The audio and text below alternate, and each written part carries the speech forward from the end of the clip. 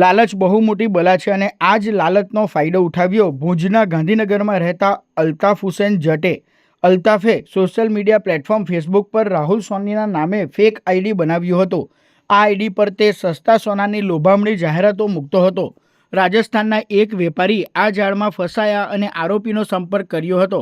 આરોપીએ પોતાની ઓળખ એવી રીતે આપી કે તે દુબઈથી સોનું ઇમ્પોર્ટ કરે છે અને કસ્ટમમાં તેનું મોટું સેટિંગ છે. વિશ્વાસ જીતવા માટે આરોપીએ વેપારીને ભુજ બોલાવ્યા અને સાચા સોનાના બિસ્કિટ બતાવી પ્રથમ 14 લાખનો સોદો કર્યો હતો. એકવાર વિશ્વાસ બેસી ગયા પછી આરોપી અલ્તાફ અને તેના સાથીદાર હાજી વલીમદાદ કકલે વેપારીને મોટી લાલચ આપી હતી.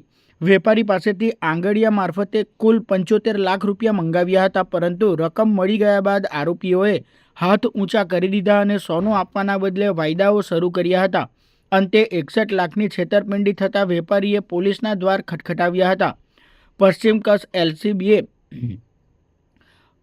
કચ્છ એલસીબીએ તપાસ હાથ ધરી અને ગણતરીના દિવસોમાં બંને આરોપીઓને ઝડપી પાડી તેઓ પાસેથી 52 લાખ રૂપિયા રિકવર કર્યા છે. આ કામના જે આરોપી છે એની મોડસ ઓપરેન્ડી ફેક ફેસબુકમાં આઈડી બનાવી સોનાના બિસ્કિટના ફોટોગ્રાફ્સ મૂકી અને કોઈ પણ એની લાલચમાં આવી જઈ અને આનો સંપર્ક કરે તો વોટ્સઅપ કોલના માધ્યમથી સંપર્ક કરે.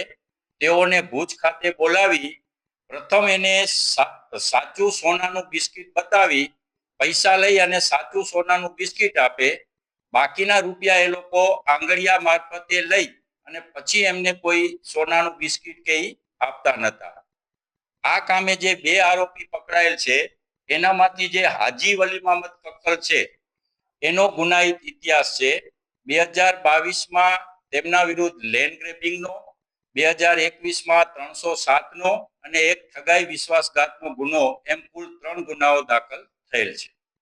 બે આરોપી, એક રાહુલ સોની કે જેનું સાચું નામ અનવર હુસેન જત અને બીજા હાજી વલી મહમદ કક્કલ, બંનેની ધોરણસર અટક કરી અને ઠગાઈના કામે જે 61 લાખ રૂપિયા લીધેલ તેનામાંથી રૂપિયા 52 લાખ તેમની પાસેથી રિકવર કરવામાં આવેલ છે.